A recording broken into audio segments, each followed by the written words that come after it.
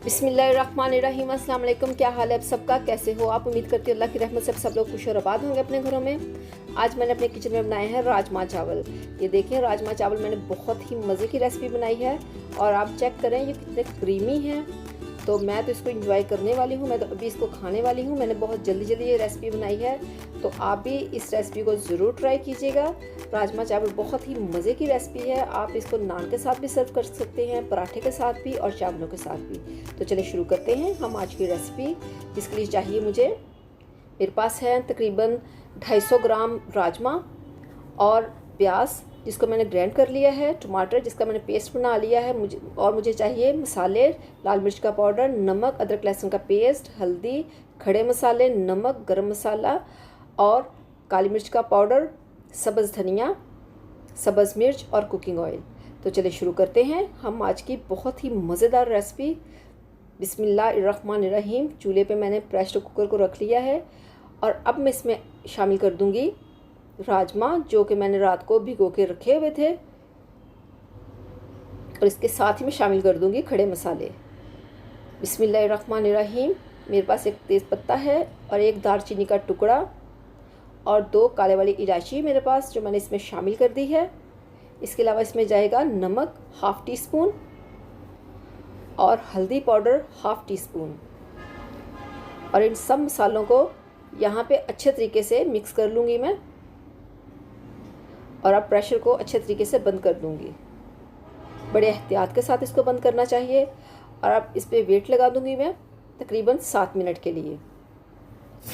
तो यहाँ पे हमारा जो है बहुत अच्छी तरीके से हमारी रेसिपी चल रही है। तो यहाँ पे इसकी फ्लेम में ऑफ करने लगी हूँ। तो चलिए चेक करते हैं। बिस्मिल्लाहिर्रहमानिर्रहीम। वेट मैंने हटा दिया है, अब इसको खोल के चेक करते हैं। ये देखिए माशाल्लाह हमारे जो राजमा हैं वो बहुत अच्छे तरीके से सॉफ्ट हो चुके हैं। ये देखें बहुत अच्छे तरीके से ओवरनाइट मैंने इनको भिगोया था। और अब इसको मैं डालती हूँ कढ़ाई के अंदर। मसाला तैयार करते हैं हम कढ़ाई में। बिस्मिल्लाहिर्रहमानिर्रहीम। चूल्हे पे कढ़ाई को मैंने रख दिया है और अब इसमें शामिल कर दूंगी मैं कुकिंग ऑयल।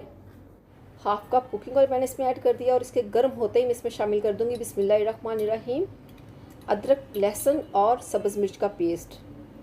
और इसको हम अच्छे तरीके से फ्राई करेंगे तकरीबन 1 से 1.5 मिनट के लिए।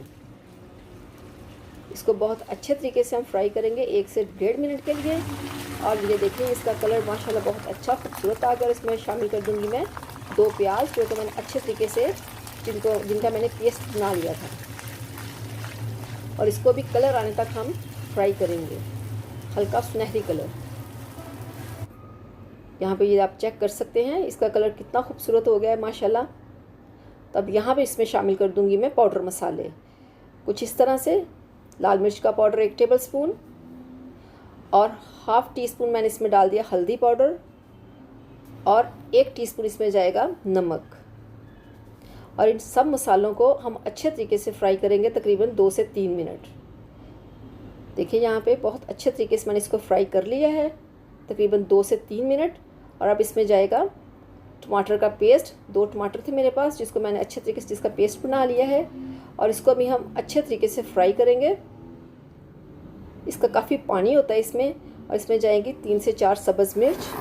अब इसको मैंने कवर कर दिया है तकरीबन 2 से 3 मिनट के लिए, ताकि जो इसका पानी है वो अच्छे तरीके से खुश्क हो जाए। तो चलिए चेक करते हैं हम। बिस्मिल्लाहिर्रहमानिर्रहीम। ये देखें यहाँ पे पानी जो है वो काफ़ी खुश्क हो चुका है। और इसको हम अच्छे तरीके से मसाले को भून लेंगे, क्योंकि जो हमारे राजमा है वो तो अच्छे तरीके से गल चुके हैं। तो हमने यहाँ पे मसाले को बहुत ही अच्छे तरीके से फ्राई करना है तकरीबन 3 से 4 मिनट, ताकि जो इसका ऑयल है वो बिल्कुल सेपरेट हो जाए। ये देखिए इस तरह से।